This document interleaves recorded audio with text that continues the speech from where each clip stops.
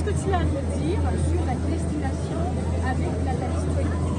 Bon, avec Nathalie Strading, c'est que j'ai tout simplement la RDC, le tourisme se développe vraiment très vite et très rapidement, surtout dans la périphérie de Kinshasa où nous avons pas mal de sites touristiques où nous travaillons en partenariat.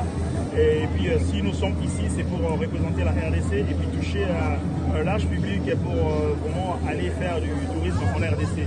Donc nous avons dans le package de tourisme, c'est-à-dire nous recevons les gens à Kinshasa, à l'aéroport, et nous avons la possibilité de s'occuper de leur transport, de leur hébergement. Est-ce que vous travaillez avec les tours opérateurs? Avec des tours opérateurs et aussi avec des sites touristiques existants déjà à Kinshasa, et puis il y a pas mal de tours opérateurs qui sont déjà opérateurs. Nous sommes au Salon mondial du tourisme. S'il fallait proposer une destination, laquelle selon vous ce serait? Bon, pour proposer une destination, moi je vends plus le parc de la vallée de Lancélé, parce que c'est là on peut faire vraiment pas mal d'activités. D'ailleurs, on commence à appeler le parc de la vallée de Lancélé le parc Kruger de la RDC. Donc, vous connaissez le parc Kruger en Namibie, Afrique du Sud et tout ça. Donc beaucoup de gens, ça a une très très bonne réputation. Et donc là, la réputation du parc de la vallée de Lancélé commence à suivre un tout petit peu la réputation du parc Kruger. D'accord, mais il faut dire qu'il y a aussi une situation non négligeable à l'est de la RDC. Et donc, selon vous, quel est le message à transmettre à tous ceux-là qui seraient quand même intéressés tout en tenant compte de cette Ouais, la situation sécuritaire en RDC, vous savez, c'est une situation complexe par rapport à... Parce que vous connaissez la RDC pour dire, moi je suis à la base aussi économiste, donc la RDC éjecte dans l'économie mondiale plus de 7 000 milliards de dollars.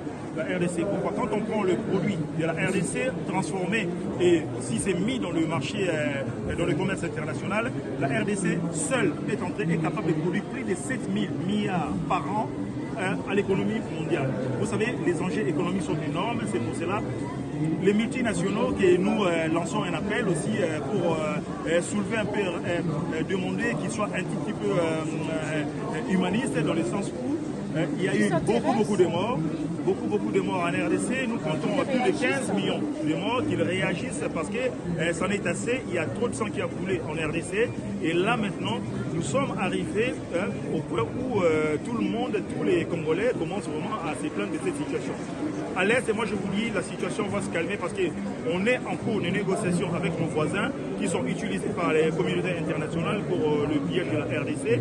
Et là maintenant, tout le monde commence à comprendre la situation, mais je pense que dans l'avenir, on trouvera une solution et le tourisme dans la province du Kivu pourra vraiment se développer. À notre mesure, vous et nous savons parler du sujet parce que c'est important, il faut s'y intéresser. Et donc par rapport à cela, nous disons stop au génocide à l'est de la RDC. Stop au génocide à l'est de la RDC. Voilà. Merci et on espère que vous aurez beaucoup de visites sur ce site touristique. En tout cas dans la proposition faite par Nathalie Strading, et on se félicite de vous avoir rencontré parce qu'on a la possibilité de constater que même en France, au Salon mondial du tourisme, les opérateurs viennent de nos pays respectifs et pas de la France sincèrement. Vous venez là de la RDC pour vendre la destination RDC. Merci en tout cas. C'est moi qui vous remercie.